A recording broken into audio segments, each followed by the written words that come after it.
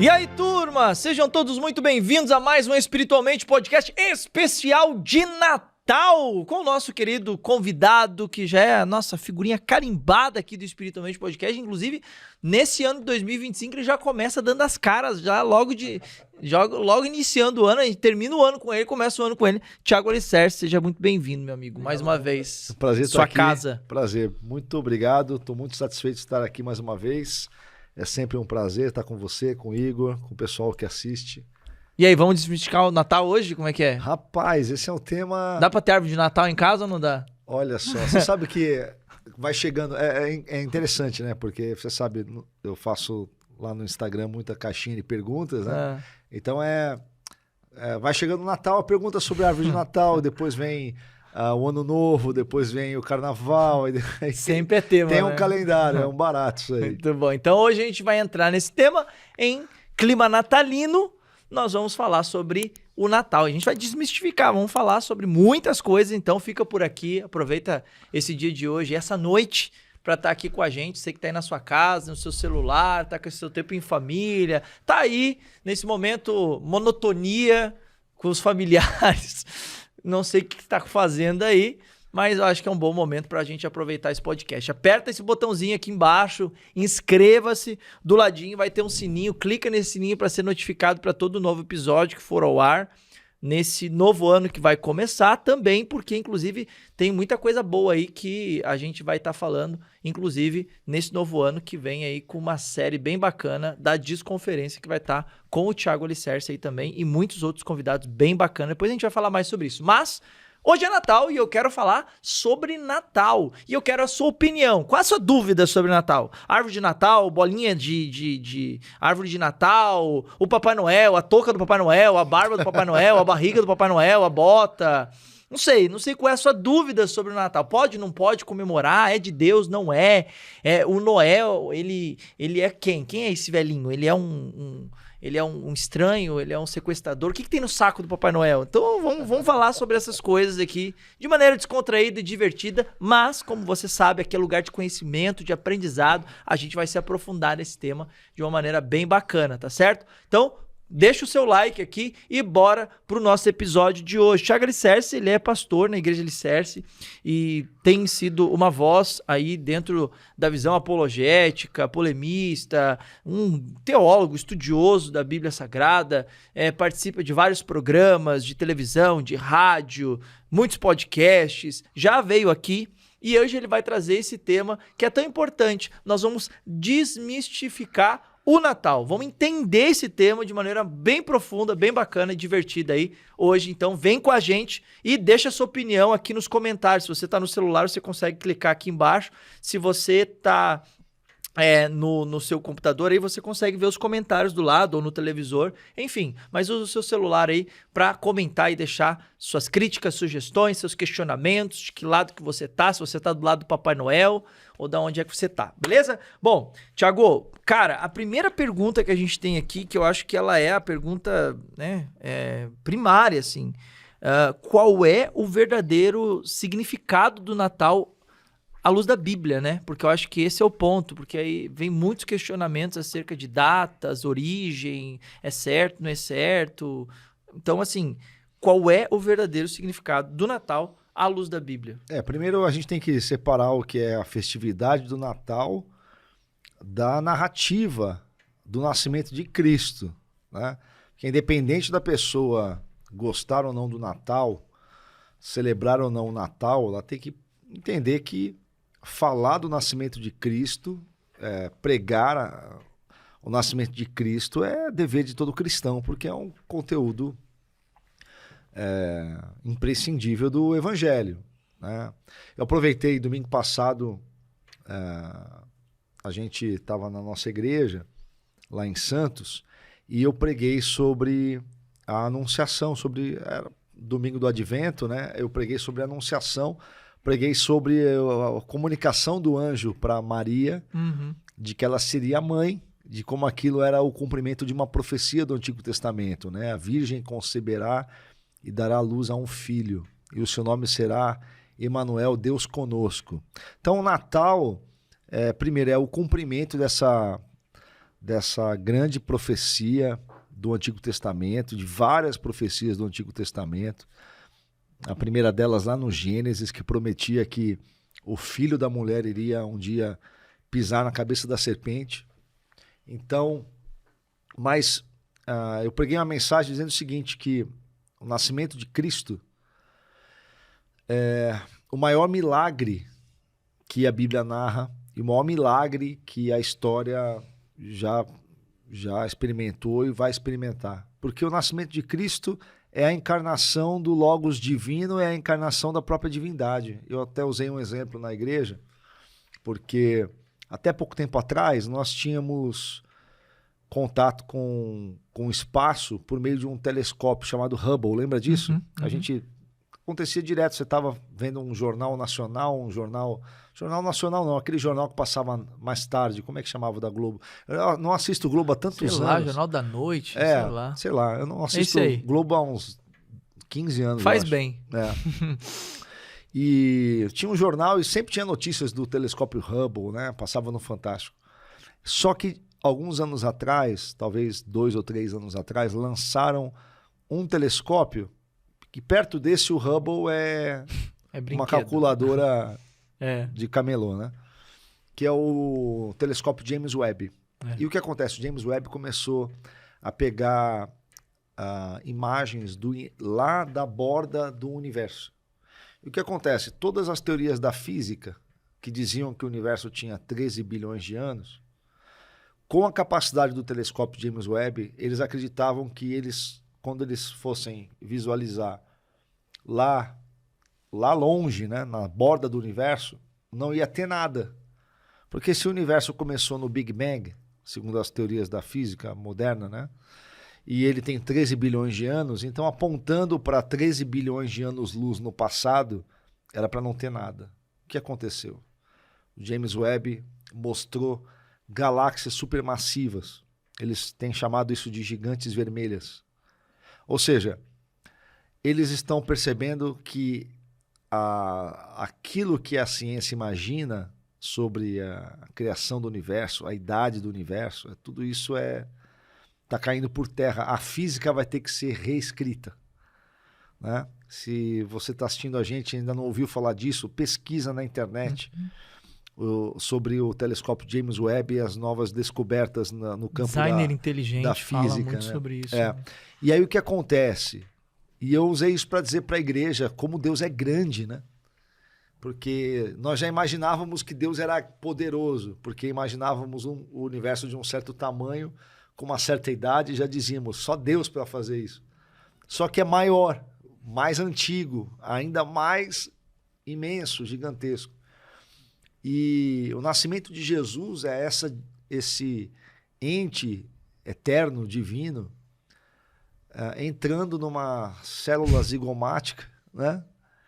E passando por todos os processos que passa cada um de nós, desde o ventre da nossa mãe, e nasce ali vulnerável como um bebê, né? Que faz xixi, que faz cocô, que tem que bater nas costas para arrotar, né? Que de repente chora, tem um pesadelo, né? E tudo isso, precisa comer, precisa dormir, precisa beber.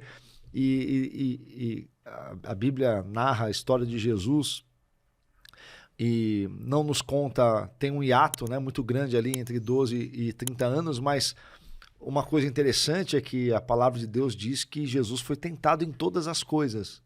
Então ele sofreu todas as tentações. Então eu imagino que a vida de Jesus foi uma vida de muitas provações e muitas tentações que a Bíblia nem tinha espaço para narrar, como diz lá no Evangelho de João, né? Se tudo fosse escrito, tudo que foi feito, tudo que Jesus operou fosse escrito, não caberia nos livros que existem no mundo. Então, o nascimento de Cristo é esse milagre, essa coisa grandiosa, fantástica, né? E eu gosto desse Deus grandioso. Sim. Se tornar... É como Paulo diz, né? Ele, não ousando por usurpação ser igual a Deus, ele a si mesmo se esvaziou, né? e é o que é o kenosis, né? O esvaziamento. Uhum. Ele se esvazia e se coloca na condição de um ser humano, né? E para servir ainda possível, para morrer pelo pecado da humanidade, né? Para levar sobre si as nossas maldições, as nossas culpas, a nossa condenação. Então, falar do Natal é falar do evento mais importante que o mundo já viu. E é triste para mim ver cristãos combatendo a festividade do Natal numa época em que a cultura e a sociedade quer apagar o cristianismo. E você tem uma oportunidade todo final de ano de lembrar a sociedade que Jesus nasceu. Porque por mais que existam elementos culturais que não têm origem na Bíblia, no judaísmo, ou exatamente no cristianismo pura e simplesmente, mas você tem, simbolicamente, muita coisa ressignificada para a fé cristã, e parte da igreja evangélica hoje aponta para o Natal e diz: é pecado celebrar o Natal, é uma festa pagã. Jesus não nasceu dia 25 de dezembro, né? E é paganismo. Então, isso é muito triste, porque nos rouba uma oportunidade, nessa época do ano, da gente testemunhar de Cristo e falar e anunciar isso para as pessoas. Eu vim agora aqui para Faria Lima. Pode falar, né? Que o estúdio é na Faria Lima. Pode. Faria Limers. Eu vim aqui para Faria Lima de metrô. Eu venho de Santos e para mim é muito mais prático subir de ônibus e vir de metrô do que subir de carro. E eu tava no metrô, na linha amarela, e entrou um rapaz, devia ter 20 anos no máximo, e começou a pregar. Pregar, e pregar, e pregar. Aproveitando a ocasião do Natal, anunciando Jesus no metrô, lotado. E o que é impressionante é que, embora uma outra pessoa caçou e tudo mais, mas eu percebi que era um rapaz pregando com autoridade, sabe? Pregando Bíblia, ele não estava... A pregação era muito bem colocada, eu achei impressionante, assim, sabe? O menino... Não mesmo... era alguém despreparado. Mas assim, numa linguagem bem... Era alguém que sabia o que estava bem falando. Acessível, né? Bem, assim, uma linguagem bem das ruas, só que... Intencional e bíblico, né? E você vê aquilo calar no coração das pessoas, você vê... Eu olhei nos olhos de algumas pessoas e eu percebi que elas estavam recebendo a mensagem. Então, para mim, a gente desperdiçar essa época do ano e esse marco na cultura, e deixar de anunciar Jesus por questões de... mas o Natal é festa pagã, a árvore de Natal, essas coisas que os crentes começaram a falar de uns anos para cá, que para mim tem uma razão muito sinistra disso estar acontecendo. Eu não sei se você vai corroborar comigo nisso, mas eu tenho uma tese sobre isso. Não sei se eu posso falar? Por favor. Então eu vou falar. Eu sou crente desde criança. Eu tenho 47 anos, eu tenho 41 anos de fé. E eu lembro bem quando começou esse papo de que Natal era festa pagã. Foi muito quando começou a igreja a pender muito para a questão da teologia da prosperidade e principalmente para a prática dos votos financeiros de final de ano. E aí todas aquelas igrejas que tinham campanhas de arrecadação financeira de final de ano começaram a demonizar o Natal. Por quê? Quando uma família celebra o Natal, ela gasta mais com peru, né? Põe abacaxi na farofa, põe uva passa no arroz, põe maçã na maionese, compra roupa, troca presente, monta árvore de Natal, às vezes faz uma outra extravagância, e isso atrapalha essas igrejas que têm o foco na arrecadação do 13º no final do ano. E é bater e valer. Você vai ver que geralmente as igrejas que estão demonizando o Natal estão pedindo voto financeiro no final do ano. Bater e valer. Entende? Então, para mim isso é uma coisa muito maligna, Douglas. Muito, muito maligna. Porque a gente está vivendo uma época nesse período da história que é chamado pela sociologia, pela filosofia de pós-modernidade, que a cultura tem rejeitado a tradição judaico-cristã e tem trazido para o lugar disso todo esse conjunto de ideias humanistas, essa filosofia relativista, né? Ateísta, e a gente acaba colaborando com isso, jogando fora a oportunidade que a cultura nos dá de anunciar o Natal. Talvez alguém diga, mas o comércio, a cultura tirou Jesus Cristo do centro e colocou o Papai Noel. Depende de como a gente trata isso. A minha filha, eu tenho 3 filhos, né? 2 já são adultos e eu tenho uma menina de 9 anos. E os meus meninos, quando eles eram pequenos, nós éramos de uma igreja neopentecostal que dizia que o Natal era festa pagã. Uhum. Então, eles bem pequenininhos, eles não tiveram contato assim com a árvore de Natal, com o Papai Noel, só foram ter contato com isso mais tarde, já ali na casa de 10, 11, 12 anos. Mas a minha filha já nasceu num contexto que a gente já não tinha mais esse tipo de bobagem na cabeça. Então, e toda criança tem um fascínio pela figura do Papai Noel. Então, como é que a gente lidou com isso em casa? A gente dizia assim, filha, o Papai Noel, ele foi um homem que amava Jesus, um cristão. A gente sabe que a figura do Papai Noel, o Santa Claus, ela é inspirada no São Nicolau, que viveu, né, que foi um bispo. Eu acho que essa história é interessante de ser contada. Né? O São Nicolau foi um bispo de uma cidade portuária, numa região que hoje fica na Turquia. E ele era um bispo cristão. Ele foi muito importante, ele tem uma atuação muito importante contra a heresia do arianismo, né? Tem até um episódio num concílio que ele deu uma bofetada na cara de um oponente teológico ali, né? Brigando pela integridade. Imagina o Papai Noel dando uma bifa no outro. As pessoas me chamam de polêmica, porque elas não conheceram o Nicolau. Mas ele tinha também um amor muito grande pelos pobres. E ele levava alimento, roupa e ajuda aos pobres. Aí ele se tornou um símbolo da face social do cristianismo. E isso foi perdurando, né? Então, sempre que a igreja quis falar de atuação social, remetia-se à figura do Nicolau, né? Então, é muito positivo a gente falar disso. Então, a figura do Papai Noel que anda com um saco de presente é um símbolo cristão. Não é um símbolo pagão, é um símbolo cristão. Basta a gente direcionar para isso, dizer assim, olha, é um homem de Deus, foi um irmão que cuidava dos pobres, por isso que ele anda com um saco com presentes.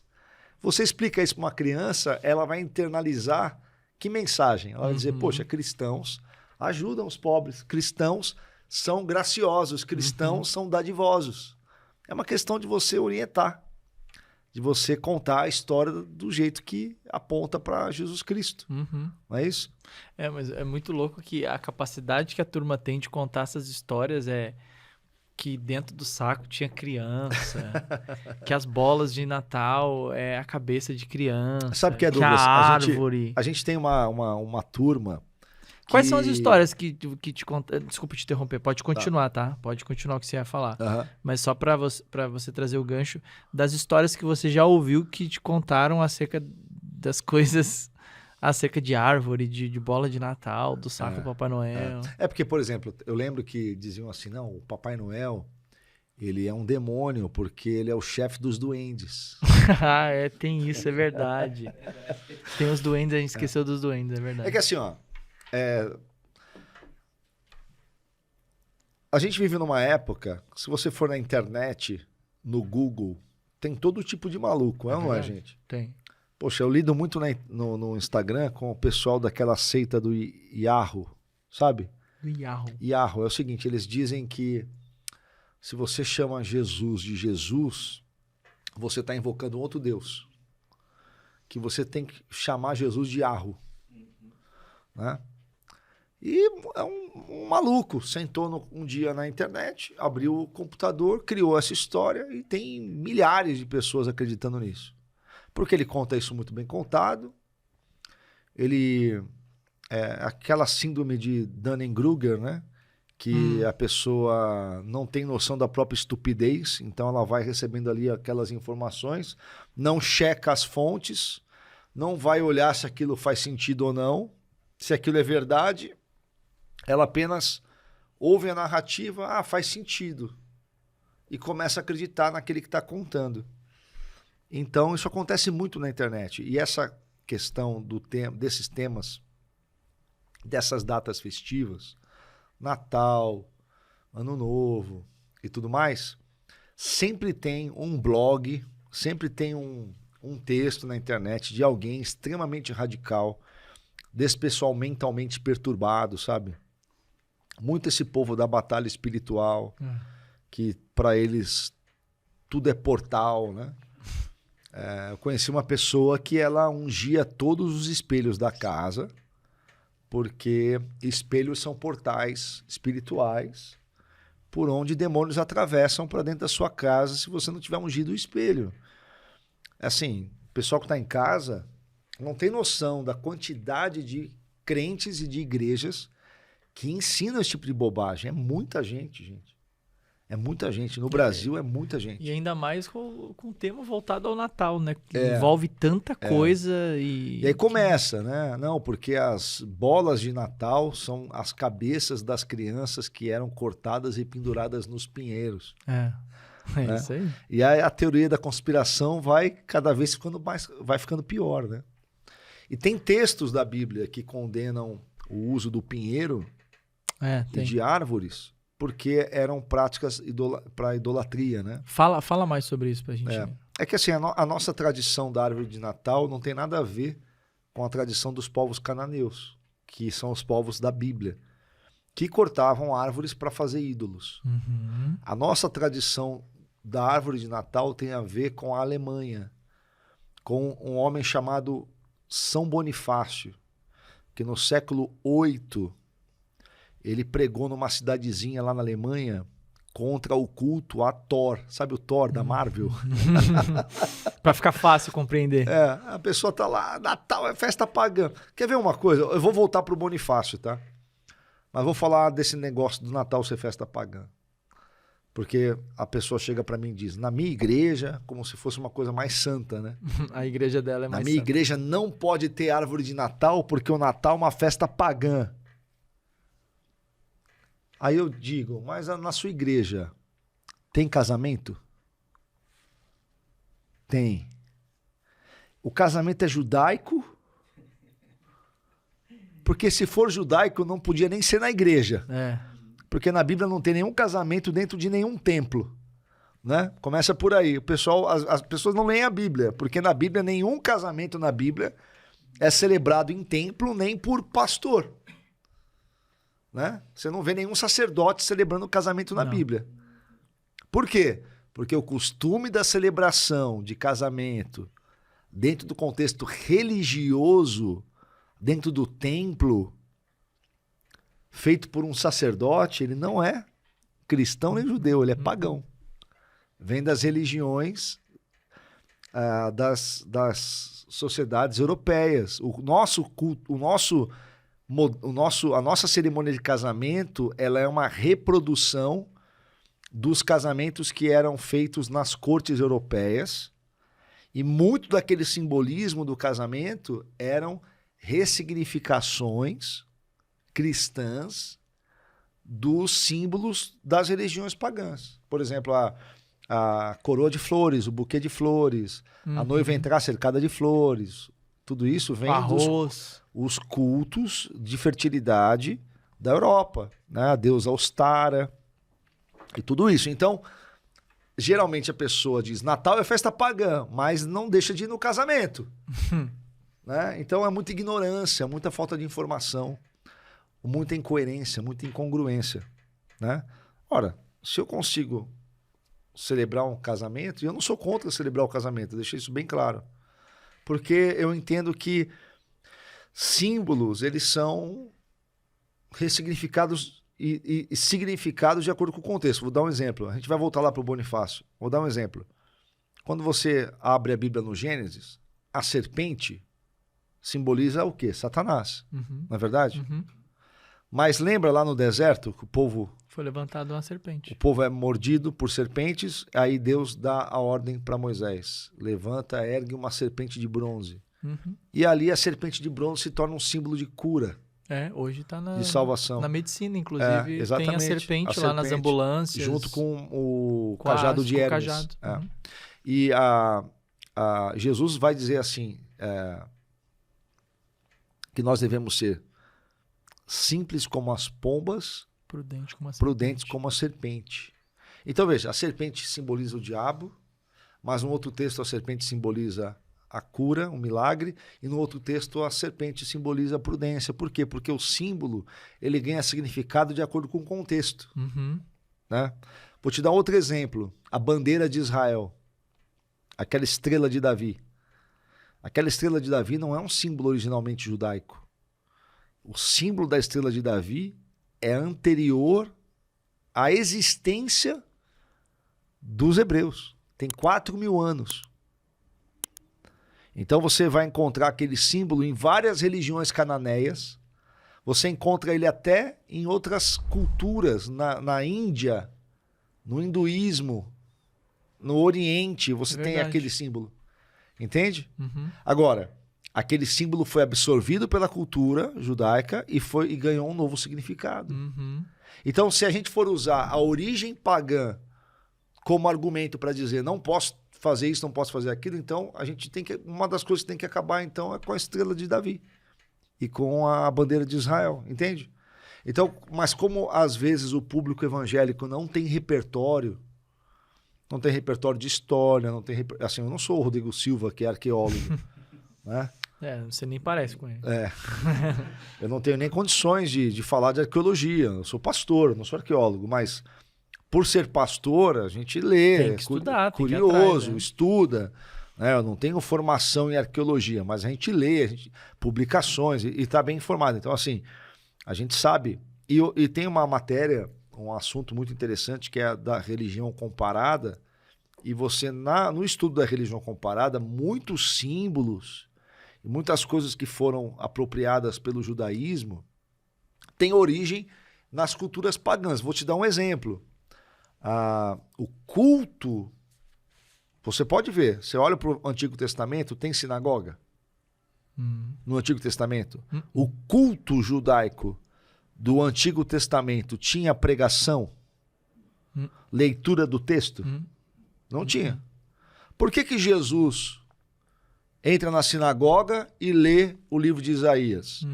Porque os judeus dos tempos de Jesus tinham absorvido costumes das sociedades greco-romanas.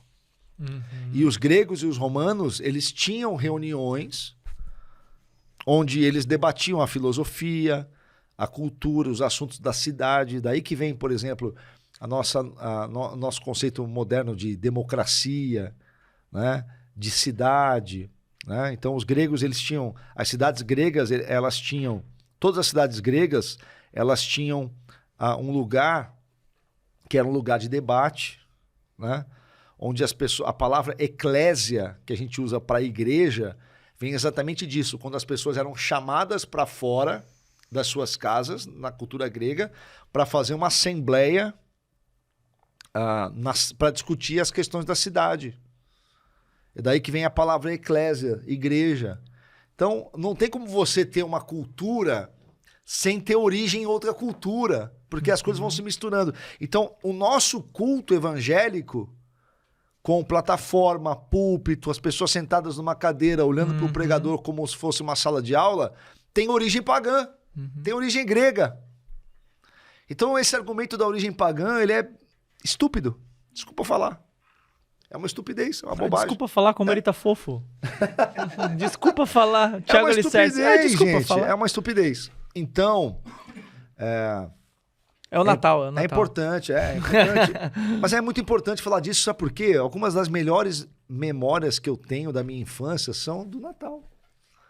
E poxa vida, é uma coisa tão gostosa você esperar pelo brinquedo, pelo presente. Agora, imagina se a gente ia poder contar a história para os nossos filhos. Olha, o presente, esse presente aqui, lembrando de um cristão muito importante que ajudava os pobres. Se você faz o link, a conexão simbólica, você ressignifica o símbolo e dá ali, e usa aquilo como ferramenta para a proclamação do evangelho. E é interessante. E aí eu volto para o Bonifácio, que a gente estava falando do Bonifácio. No século VIII, 760 e alguma coisa, ele estava pregando no território que hoje é a Alemanha, né? Você sabe que antes da Alemanha ser um país unificado, era uma região com muitas tribos, né? Era a Germânia. E ali, aquela cultura era uma cultura politeísta, idólatra, pagã, como todas as sociedades europeias da época. E a fé cristã vinha, né? Os cristãos, os missionários ali, na época os chamados padres apostólicos, né? Que eram enviados pela igreja cristã para pregação, para a proclamação do evangelho, eles iam se deparando com essas culturas. E conta a história que o Bonifácio chegou numa vila e estava tendo um sacrifício de uma criança ao deus Thor. E uma vez por ano, nessa época do ano, que é a época, uma época onde lá na Europa você tem as questões relacionadas a maior tempo de duração da luz do sol, né? Porque lá não é como aqui no Brasil, que a gente tem sol o ano inteiro, é diferente. Então, nessa época, eles faziam, cada cultura fazia um culto diferente, sempre remetendo à luz, ao sol, né? E tudo mais. Então, eles faziam um sacrifício, onde eles amarravam uma criança num carvalho, e o carrasco vinha com um martelo de pedra, e sacrificava aquela criança ao deus Thor, que era o deus do trovão, que tem um machado, o Mjolnir, né? Que quem gosta de filme da Marvel conhece bem. E pegava o martelo, não é o machado, o martelo, e sacrificava a criança martelada. E aí o Bonifácio, ele pega uma espécie de um cajado, e ele fixa uma cruz no cajado, e ele declara que Jesus Cristo ia vencer o poder de Thor. Uma coisa bem Elias no Monte Carmelo, sabe? Sabe? Ou igual, por exemplo, pastores de 30, 40 anos atrás, e eu fiz muito isso, porque eu sou de Santos, né? Então a gente saía às vezes nessa época do ano para evangelizar na praia, tava tendo macumba, né? E a gente saía para evangelizar. Eu já entrei em roda de... Assim, já entrei... Eu acho que até politicamente incorreto falar disso aqui, né? Mas eu já entrei em roda, assim, para ficar orando para as coisas não descer, sabe? Quem nunca? Já fiz isso várias vezes, já. Ficava na praia. Cara, eu aprendi isso. Fazia isso aí. Ixi, fiz muito isso. Muito, muito, muito, muito. Já evangelizei em festa de Iemanjá, esse tipo de coisa. E assim, esse tipo de coisa, batalha mesmo, né? Batalha entre deuses, né? Batalha de religião ali, A pessoa realmente vai para outro plano, né, cara? E aí o Bonifácio fez isso. E aí, quando o carrasco foi dar a martelada na criança, o Bonifácio com o cajado, com a cruz, deu no martelo, e conta a história que o martelo esfarelou. E aí soprou um vento forte e arrancou o carvalho, com as raízes e tudo. Depois o Bonifácio pegou esse carvalho e fez uma capela com o carvalho.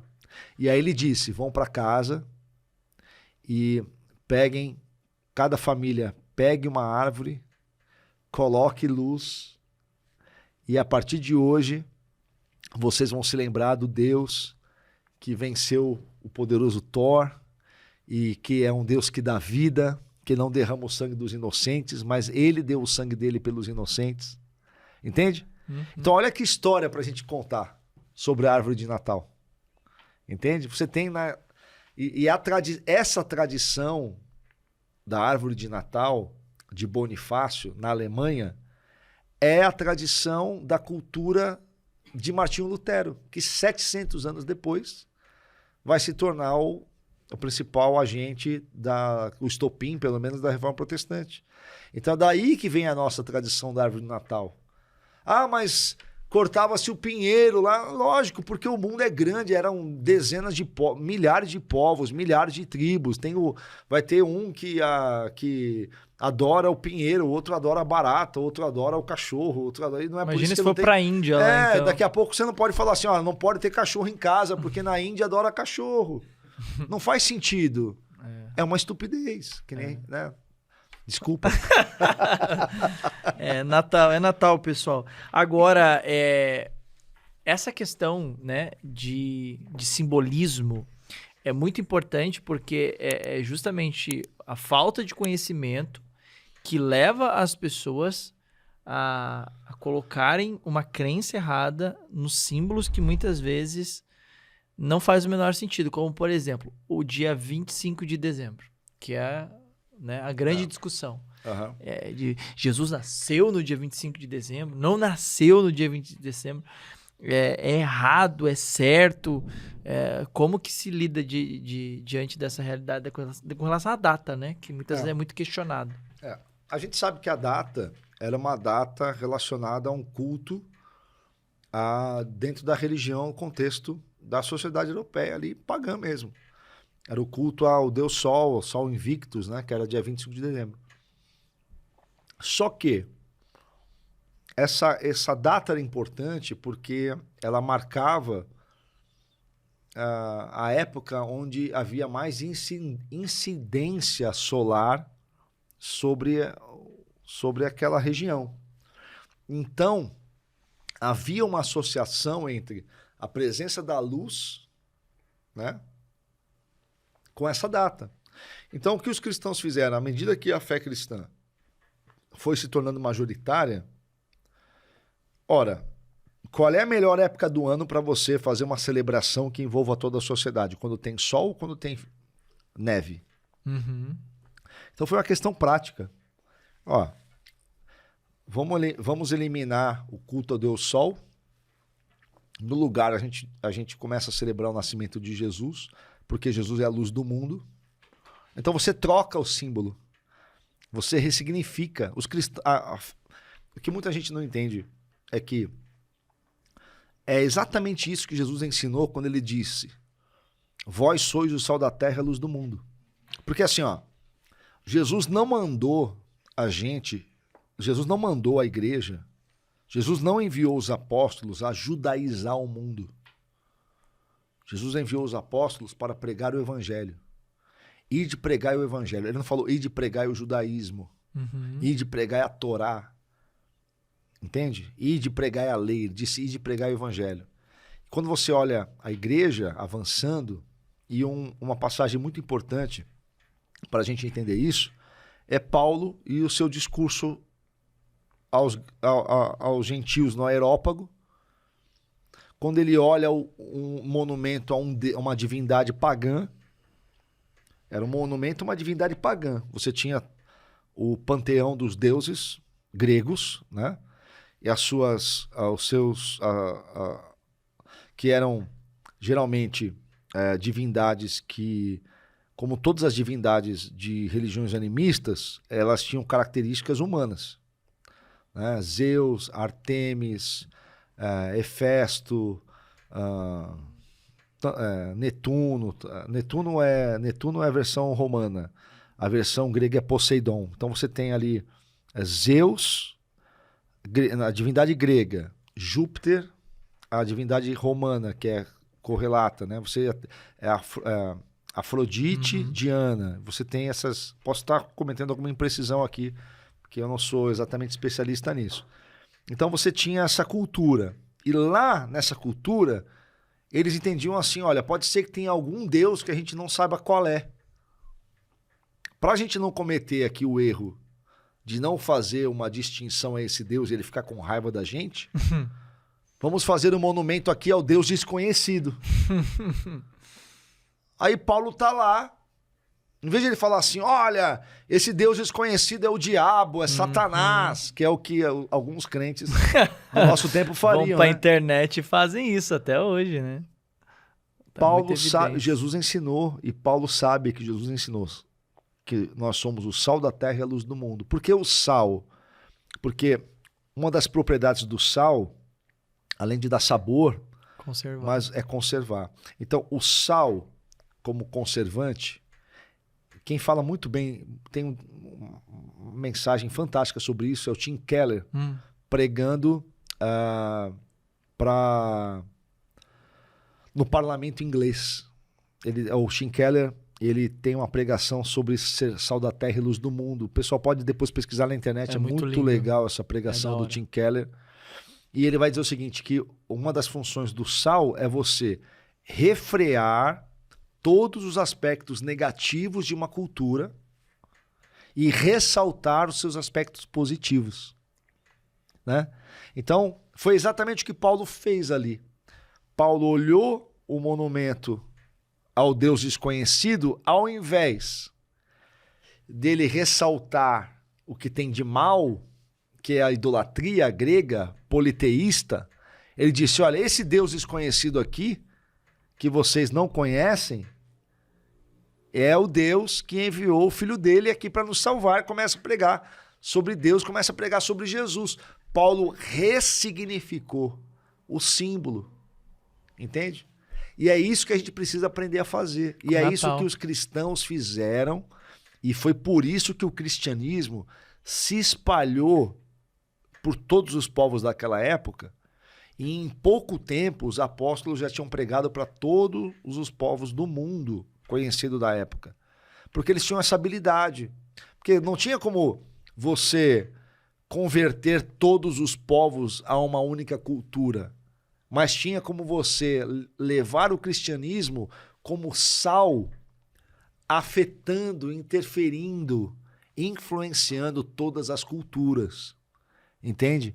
Só que isso é muito difícil, às vezes, para um evangélico que não tem repertório em teologia, em história, não sabe o que é o conceito da graça comum, por exemplo, que é um conceito muito presente na teologia reformada, que é uma coisa interessante, né? Geralmente, se as pessoas que estão nos ouvindo, se você é de uma igreja pentecostal ou neopentecostal, por conta desse movimento ter uma origem lá no John Wesley.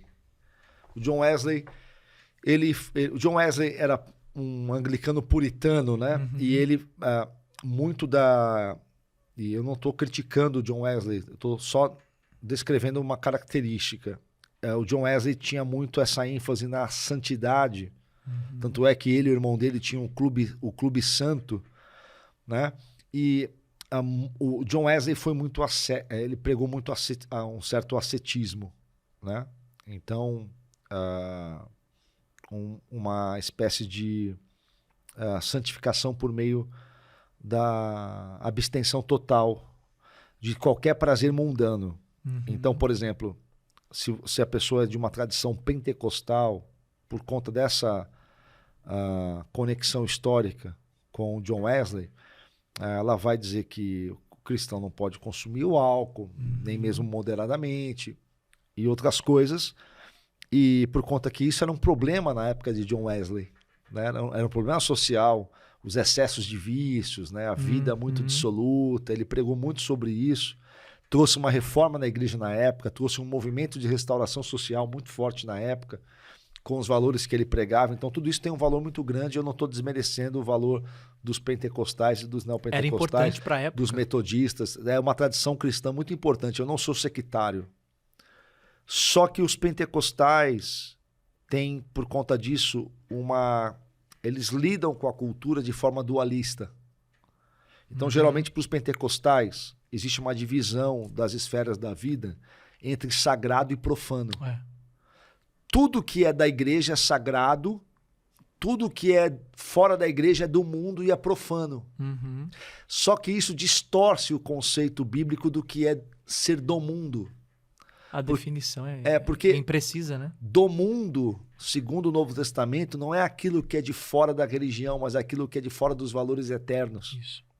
Então, por exemplo, um evangélico pentecostal, ele olha, por exemplo, a liderança da igreja corrupta, excessivamente política, imoral, né?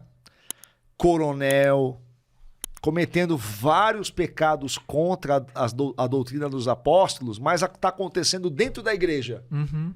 Então aquilo é santo porque está dentro da igreja, né?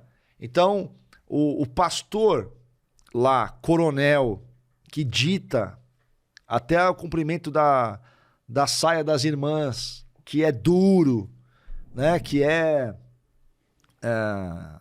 extremamente legalista, aquela pessoa que é dualista não enxerga que isso é mundano, que esse domínio, esse controle, essa tara por controle, né?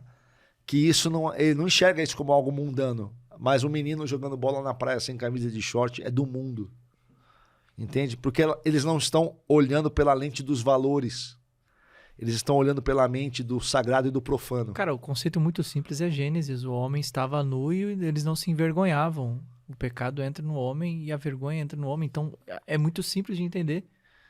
É que existe justamente isso, né? No mundo jaz o maligno. A letra mata. E tantas outras coisas que são instauradas na mente dos cristãos. Como que a gente desintoxica essa turma, né? Como que a gente consegue entender, então, aquilo que realmente faz sentido? Por exemplo, eles são capazes de pegar textos como os presentes que foram levados para Jesus e dizer que aqueles homens não deveriam que aqueles homens não eram qualificados para entregar esses presentes e desqualificam o presente, por exemplo, não, você não pode dar presente porque não era para dar presente.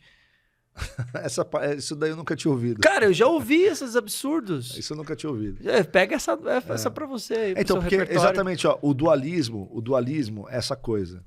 O que é da religião é sagrado, o que é fora da religião é profano. Quando você vai encontrar coisas sagradas fora da religião, né? Por exemplo, você é casado e aí você leva a sua esposa para comer uma comida gostosa num restaurante e aí tá tocando, sei lá, uma música de fundo, instrumental, um jazz, sei lá o quê. Não é uma música evangélica. É uma música secular, mas uma mensagem decente, não tem nada de indecente. E ali você toma um vinho com a sua esposa, depois você vai para casa e você tem ali um momento romântico, uma noite ali de entrelaçamento. Entrelaçamento é boa, hein? Uma forma bem... Tem o Vucu-Vucu. É Natal, pessoal. Vamos celebrar. E aí você tem ali... Entra no gozo do Senhor. Você coabita. Coabita é boa, hein? E aí... Não tem uma disfunção desse texto também? Coabitar Sim. com a mulher adúltera. Coabitar... Como é que é, cara? É em Oséias. Aquela história do Fantástico, do pastor que fala, vai, toma e adultera. Toma, adultera, Toma... Conta essa história, a exegese, a hermenêutica. Teve um caso que foi notícia no Brasil inteiro, né, de um pastor, eu não lembro exatamente a cidade, que ele estava tendo relações com várias irmãs da igreja, com autorização dos maridos, inclusive uma irmã estava grávida do pastor com autorização do marido, e aí o Fantástico perguntou pro marido, mas como é que você deixou o pastor pegar a sua esposa? Isso não é, gente, não é anedota, isso aconteceu. Aconteceu, é verdade. Isso aconteceu, foi notícia nacional. É só pesquisar, tá na internet. Aí o marido falou, não, o pastor mostrou na Bíblia, né? Então, se tá na Bíblia, a gente obedece. Aí o repórter sentou com o pastor e falou, pastor, como assim tá na Bíblia? Aí o pastor abriu lá o livro de Oséias, não lembro exatamente a referência. E o pastor falou, tá aqui, ó. Deus falou comigo aqui no texto. Vai, toma a mulher que é casada, sei lá, né? Toma a mulher. Ah, sim, o texto diz assim, vai lá, toma a mulher e adultera. Aí o repórter falou, pastor, não tá escrito isso. Porque tinha um acento. Adúltera. Vai, toma a adúltera. Então, era para Oséias resgatar uma mulher adúltera. E não ter relação com a mulher. E não adulterar com a mulher de outro homem. Né? Mas gente, isso tá cheio disso no Brasil, Douglas, é assustador. Mas voltando, né? Então assim, ó, a pessoa não é capaz de enxergar a santidade, o sagrado, numa noite romântica entre um casal cristão, porque não aconteceu no jantar de casais lá da igreja. Entende? Uhum. Aí lá dentro da igreja tem lá o coro da igreja, o coral da igreja. Ali tem competição, inveja, disputa de poder, vaidade, um monte de coisa, mas é santo porque está acontecendo dentro da igreja. Você está entendendo? Uhum. Porque as pessoas estão enxergando o que é sagrado, o que é profano, naquilo que acontece dentro da igreja e naquilo que acontece fora da igreja. Mas não é isso que a Bíblia chama de imundo. O mundo jaz no maligno é o sistema de valores. Você pode estar dentro da religião, sendo mundano, e eu posso estar fora da religião, sendo santo. A percepção, a pessoa não tem a percepção. Esse conceito é mais fácil para quem é de tradição reformada, porque na teologia reformada você tem o conceito da graça comum, que é o entendimento de que Deus criou todas as coisas. Então, todas as coisas criadas, de uma certa forma, manifestam ou revelam o Criador. É o que Paulo argumenta lá em Romanos capítulo 1, né? Quando ele vai dizer, quando ele está argumentando ali aos romanos, né, que ninguém pode dizer que não teve a existência de Deus anunciada, porque Paulo vai dizer assim, olha, que os homens eles se tornam indesculpáveis pelo fato de que toda a criação proclama a glória de Deus. Deus é visível em toda a criação. Então, quando você tem o conceito da graça comum, o que você vai entender? Que em todas as coisas, até naquelas coisas caídas, pode haver ali um resquício que aponta para o Criador. Então, às vezes, você vai pegar até uma poesia, uma canção, e você vai dizer assim, poxa, esse autor aqui, nem crente ele era, mas olha como ele escreveu aqui. Essa mensagem aqui tem uma certa beleza que nos leva a um sentimento bom, uma mensagem positiva, boa. E isso é sinal da graça de Deus, da graça comum de Deus. Né? Uma partida de futebol, por exemplo, eu fiquei tão feliz que o Botafogo foi campeão. Sério? Eu sou santista.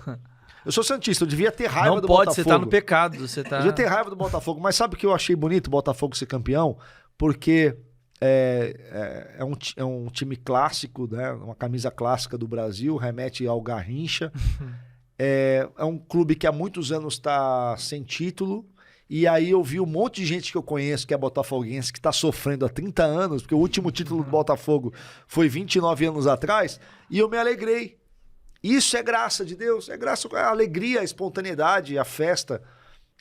Isso é graça de Deus. Então a gente precisa aprender a enxergar a graça de Deus presente nas coisas, que geralmente às vezes nem são necessariamente o que está acontecendo dentro do contexto da religião. Mas para isso você tem que ter um olhar espiritual. E um olhar espiritual... É diferente de ser místico. É diferente de você ter um olhar supersticioso. Né? Porque eu posso ser místico, segundo sentido. Deus, porque Deus é espírito. Não tem como eu ser cristão e não ser místico. Não ser supersticioso. Agora, é a palavra. Existe uma diferença entre eu ser místico segundo Deus e eu ser supersticioso. Porque o supersticioso vai dizer... o gato preto, eu vi o espelho que quebra. O supersticioso vai dizer assim, não, porque... Pular 7 ondas. Se você estiver num lugar e está tocando uma música de fundo e não é cristã, então você está ali e estão abrindo portais. Esse negócio do abrindo portais, cara, eu tô tentando entender sério, até hoje isso, gente. Tem muito isso, hein? E o pessoal tá assistindo muito filme da Marvel. Tem. Não, porque abre portais, porque existe uma vibração. E eu falo, meu Deus, o mesmo... mistura de nova era, de um monte de coisa. É o mesmo conceito com relação a colocar o pinheiro dentro de casa, né? Sim. E colocar as bolinhas lá, enfim, sim. Toda a questão da luz. Sim. Enfim. É um ponto muito interessante, porque assim... Eu já vi gente, Douglas, falando que você não pode ter vela em casa, porque velas abrem portais. Aí eu te pergunto, como é que as pessoas faziam antes da luz elétrica. Abriam portais, ué. Tava cheio de portal aberto. Tava cheio de portal aberto. Era o... então. Como é que ela... Era o Doutor Estranho. Doutor Estranho da Marvel, pô. É então, isso. são umas coisas que... Mas assim... Vamos terminar esse podcast de maneira fofa? Vamos lá. Vamos trazer aí uma coisa legal aí. Qual o maior presente de Deus que Deus nos deu aí com relação ao Natal que a gente deve... É Cristo. Você sabe, tem um texto de Isaías que diz, né? Sobre comer o melhor dessa terra, né?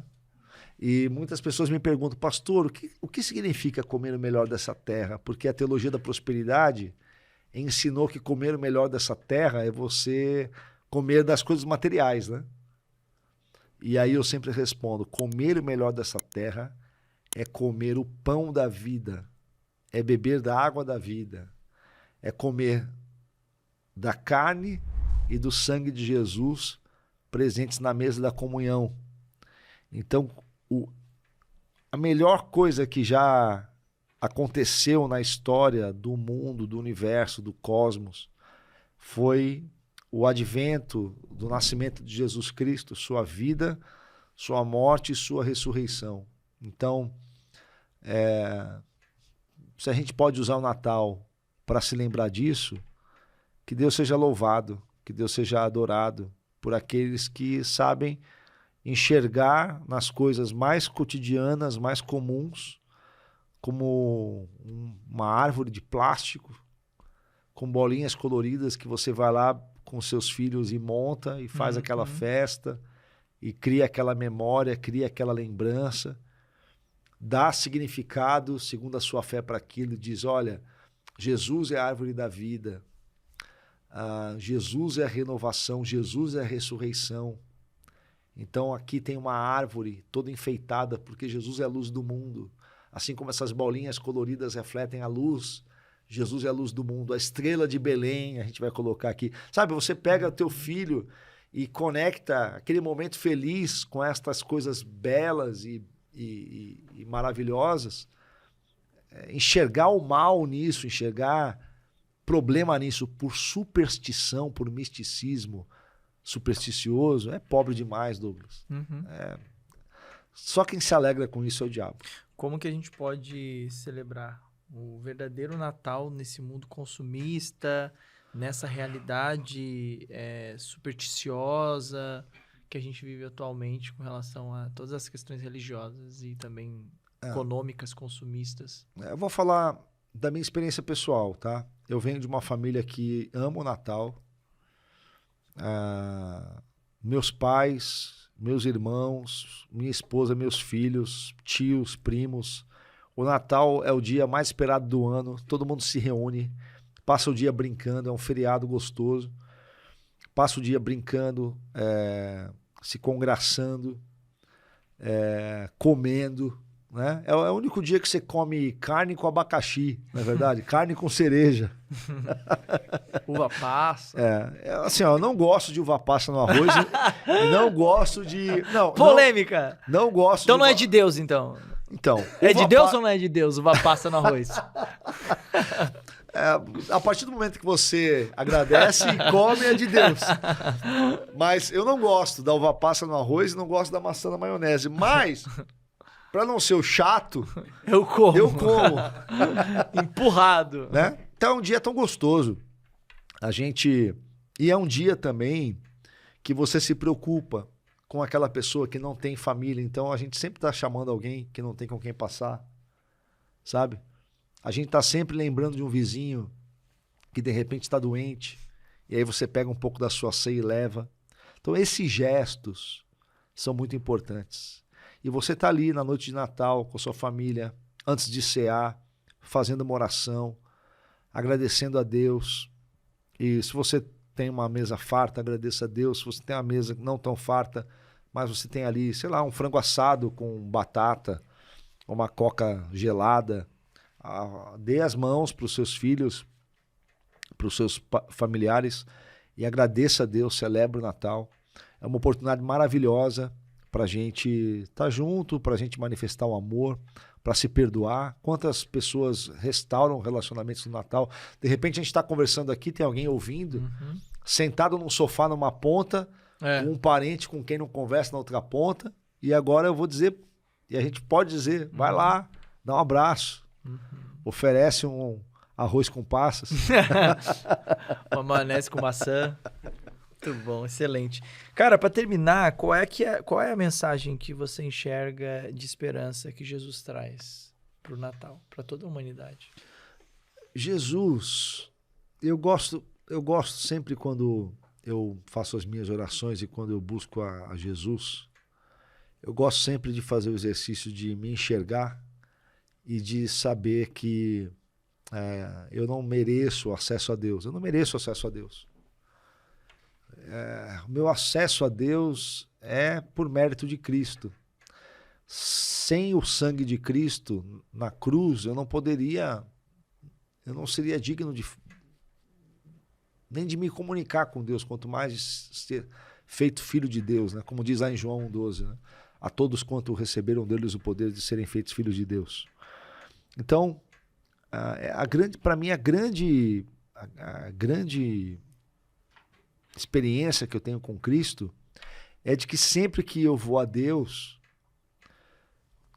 com um olhar honesto sobre mim, a respeito de mim mesmo, eu sempre vou a Deus com confiança, porque eu sei que entre eu e o Pai está o sangue de Cristo e a obra de Cristo. Então, o Natal é esse dia onde tudo isso começou, onde Jesus Cristo veio de uma forma maravilhosamente sobrenatural, nasceu de uma virgem. Maria provavelmente tinha ali entre 12 e 13 anos de idade, 14, 15 anos de idade, ela era uma adolescente quando engravidou. E a fé de Maria é impressionante, né? Porque o anjo chega para Maria e diz que ela vai conceber, que o neném vai nascer, que ele será o Emanuel, e assim, ela não titubeia em nenhum momento, ela diz, então, que assim seja, né? E ela era uma pessoa extremamente corajosa. As mulheres precisam ter Maria como referência. Esquece a questão da idolatria, da mariolatria. Maria tem que ser uma referência para as mulheres, porque Maria era uma mulher empoderada, de verdade, porque ela era uma mulher de fé e uma mulher que acreditou até as últimas consequências. Então essa história, essa narrativa da vinda de Jesus, e eu lembrei uma coisa importante aqui. Tem um psicólogo canadense muito conhecido chamado Jordan Peterson, muita gente conhece, né? Ele é um ícone do combate contra a ditadura do politicamente correto no Canadá, que é o país mais politicamente correto do mundo, né? Onde a cultura woke atingiu o seu ápice. E o Jordan Peterson, ele é um especialista na filosofia do Carl Jung, né? Então, o Jung foi um discípulo do Sigmund Freud, que teceu algumas teorias sobre a psicanálise, falando sobre o homem e os seus símbolos, sobre o papel dos símbolos no inconsciente. Eu gosto muito desse tema, eu já li muita coisa sobre isso.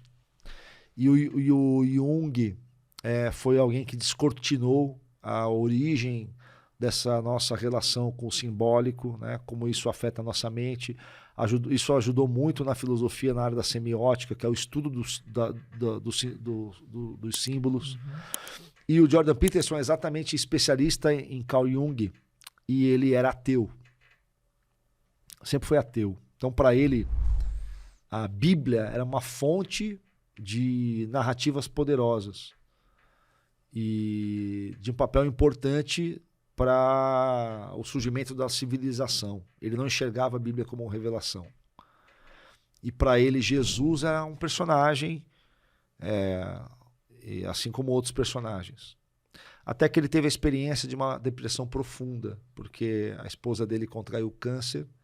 Ele era um homem muito apaixonado. A história dele com a esposa é a história de um homem que era um menino magrelo da rua, que se apaixonou pela vizinha gata, né? Porque as mulheres ficam maduras mais cedo, né?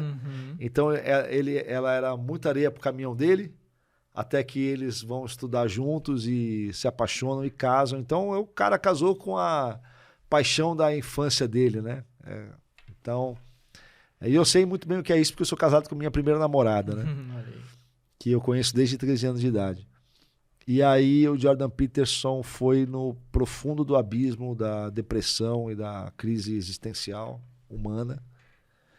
E esse homem que é especialista nos arquétipos, nas narrativas, nos mitos, nas lendas, né? Na história, no que isso representa para o inconsciente humano, para a formação das culturas, das sociedades, e, enfim, da personalidade. E aí, quando ele volta,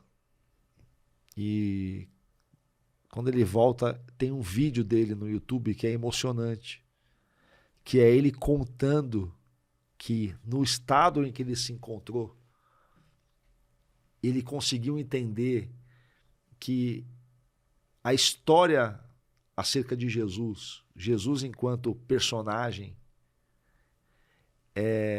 não podia ter sido concebida pela mente humana. Porque todas as histórias de heróis falam de heróis que conquistaram a sua honra, o seu mérito, de uma certa forma. Eram homens que se tornaram divinos, né? E Jesus é o único em todas as culturas que era Deus e se fez homem. E ainda para morrer no lugar do homem e ressuscitar. Então o Jordan Peterson, ele se converteu por uma conclusão, concluindo o que são os símbolos e os seus significados e como Jesus é não apenas o maior de todos os símbolos que já foram concebidos na história, como Cristo enquanto personagem, enquanto herói, enquanto narrativa, era impossível de ter sido concebido pela mente humana. E isso é uma coisa fantástica. E uma das coisas que eu falo sempre, Douglas, e eu estou sempre falando para as pessoas que eu discipulo, que eu prego, na igreja onde eu pastoreio, na célula aqui em São Paulo que eu faço às terças-feiras, no Brooklyn, eu sempre digo o seguinte, que nós cristãos precisamos conhecer o Evangelho de uma forma tão profunda que até as passagens mais obscuras, elas têm que ser familiar para a gente. Porque ler o Evangelho e comer da narrativa sobre Jesus, da história de Jesus, é se alimentar da pessoa de Jesus. E essa leitura, a meditação, a oração e esse nosso contato com o Evangelho, e é triste falar isso, mas o povo crente, o povo evangélico, tem muito pouco contato com o Evangelho, tem muito contato, às vezes, com visão ministerial, apostila de liderança de célula, liderança disso, daquilo, um monte de coisa, e não tem contato real, profundo com o Evangelho. Mas quando nós temos contato com o Evangelho, nós vamos absorvendo a mente de Cristo, que são as reações, a forma de pensar, a forma de sentir, a forma de agir de Cristo. Então, quem está ouvindo a gente em casa, que é Natal, uma coisa que você pode fazer nesse dia é abrir sua Bíblia lá no comecinho de Mateus, no comecinho de Lucas, e ler a narrativa do nascimento de Cristo, a anunciação. Muito legal ler isso em família. Abrir ali o texto e ler o anjo Gabriel dizendo para Maria, né, bendita sois vós entre as mulheres, bendito o fruto do seu ventre. Né? Então, e a gente precisa colocar Jesus no centro da vida e no centro da nossa existência, porque Jesus, ele reorienta toda a nossa existência. Então a pessoa está em casa lascada, ferrada, endividada, atropelada, né? Emacumbada, tá amaldiçoada, tá tudo. Você não precisa, desigrejada. Você não precisa de um saravá gospel, você não precisa faz uma campanha, passa no sal, não precisa nada disso. O que você precisa não precisa se desfazer. O dia do joga fora no lixo, jogar árvore no lixo, lampadinha no lixo. Nada disso. Você precisa compreender Jesus Cristo e colocar ele para dentro. Como é que a gente coloca Jesus para dentro? Lendo e meditando no Evangelho, tentando colocar em prática. Faz uma diferença Total. Porque aí, Douglas, quando Jesus nasce na gente, de verdade, sabe? Quando essa persona divina que mora dentro da gente, mas quando ela transparece, extravasa, vaza, né, exala da gente, isso afeta a vida da gente e as pessoas à nossa volta de uma forma profunda. Com certeza. Isso quer é muito comais, importante. quer bebais, faça tudo para a glória de Deus. Quer montar árvore, quer colocar lampadinha, quer fazer, faz para a glória de Deus. Conta uma boa história. É isso aí. Evangeliza seus filhos, sua família. Torne esse dia um dia que glorifique o Senhor. Muito bem. Vocês estão gostando? Gostaram desse Espiritualmente Podcast especial de Natal? Tá fazendo sentido para vocês? Para mim tá fazendo muito sentido. Vai dar para tirar algum corte bom, Igor? Tem corte bom? Tem. Senão eu faço uma polêmica aqui agora. Vamos terminar a noite de Natal com polêmica. Pessoal, se vocês curtiram, eu quero que vocês se inscrevam, eu quero que vocês curtam, eu quero que vocês comentem, compartilhem para mais e mais pessoas. Nós tivemos aqui mais uma vez o nosso grande amigo Thiago Alicerce, abrilhantando essa noite de Natal e celebrando essa noite junto com todos vocês. Thiago, olhando para aquela câmera lá, qual a mensagem de Natal que você gostaria de deixar para as pessoas que estão assistindo? Celebre com a sua família. Transmita Jesus nas suas atitudes. Ser um discípulo de Jesus, ser um crente em Jesus, não é você ter uma performance religiosa, mas é você... na prática, na vida prática, você fazer as coisas que Jesus faria pelas pessoas à sua volta. Então, ame, abrace, beije, agradeça, gaste tempo, olhe nos olhos, ouça, preste atenção. Muitas vezes nós só precisamos prestar atenção num familiar, na esposa, no filho, no amigo, no irmão. E se você está me ouvindo agora e você tem algum tipo de mágoa, amargura, um relacionamento quebrado, hoje é Natal e hoje é o dia de você resolver isso, ligar para o seu pai, ligar para sua mãe, abraçar aquele irmão, perdoar aquela dívida. Aproveite e faça isso hoje. E Jesus vai ser glorificado. É isso. Então, não tenho mais o que dizer. Espero que todos vocês tenham uma excelente noite em família. Tudo que vocês forem fazer, faça para a glória de Deus. Eu me lembro que nas datas comemorativas, seja aniversário, datas festivas, como o próprio Natal, na época que eu estava no processo de me tornar um cristão e conhecer Jesus verdadeiramente, havia um sentimento genuíno no meu coração de orar nesse dia, de aproveitar aquele momento da mesa, olhar nos olhos das pessoas e agradecer a Deus por aquele momento, pela comida que estava na mesa, coisa simples. Mas eu acho que a coisa mais importante aqui é você ter gratidão pelo dia de hoje. Se você está aí sentado, olhando pelo seu celular ou pelo seu televisor, significa que você tem um teto, você tem um telefone celular. Eu acho que esse é o momento de você agradecer. A coisa mais importante de todas é você poder olhar para esse dia e entender que Jesus nasceu e que um filho se nos deu e ele será chamado Emanuel, Deus conosco. Ou seja, tudo aquilo que hoje você tem, tudo que você está vivendo hoje, você está vivendo por causa dele ter nascido. A causa de nós estarmos aqui hoje, de você estar aí, de você ter o que você tem, é porque ele nasceu. E a mesma coisa para você que talvez esteja enfrentando os seus desafios. Ele nasceu e te traz esperança, porque um dos significados também é esperança. Então tem esperança. Esse ano, ele pode terminar sendo um ano ainda melhor do que foi até hoje. Basta você deixar esse menino nascer no seu coração, Jesus nascer na sua vida, nos seus relacionamentos, coloque ele na sua vida. Faça essa oração hoje. Aceite Jesus, se você ainda não aceitou. Torne ele como o Senhor da sua vida. Entenda que ele é Deus, ele é Senhor. E se você colocar ele no seu coração e à frente de tudo, esse ano de 2025 que vai começar, pode ser um ano ainda melhor, tá bom? Deus abençoe todos vocês, um beijo no coração. Feliz Natal. Feliz Natal. Que Deus abençoe a todos vocês. Tchau! Seja bem-vindo à Livrarias Família Cristã, a maior e mais completa livraria do Brasil. Muitas pessoas se perguntam por que a Livrarias Família Cristã consegue vender tão barato. A resposta é muito simples. O nosso objetivo é levar cultura ao alcance de todos, e todos os brasileiros possam ter acesso à leitura e a um livro de qualidade. Uma outra resposta está atrás de mim, é o maior estoque do Brasil. Trabalhamos com altas tiragens para garantir o melhor preço para você sempre.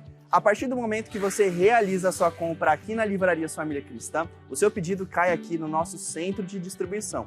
Aí, o trabalho começa do nosso lado. Nós pegamos o seu pedido com muito amor e carinho, separamos, conferimos e embalamos com todo cuidado para que o livro chegue aí na sua casa intacto e sem nenhum problema com ele. E agora que você já conhece um pouco mais da nossa estrutura, nós gostaríamos de convidar você para comprar aqui na Livrarias Família Cristã. Aqui você vai encontrar produtos exclusivos com o melhor preço do Brasil e opções de pagamentos que cabem no seu bolso. Além disso, você vai contar com as melhores transportadoras do Brasil para entregar o seu pedido aí no conforto da sua casa.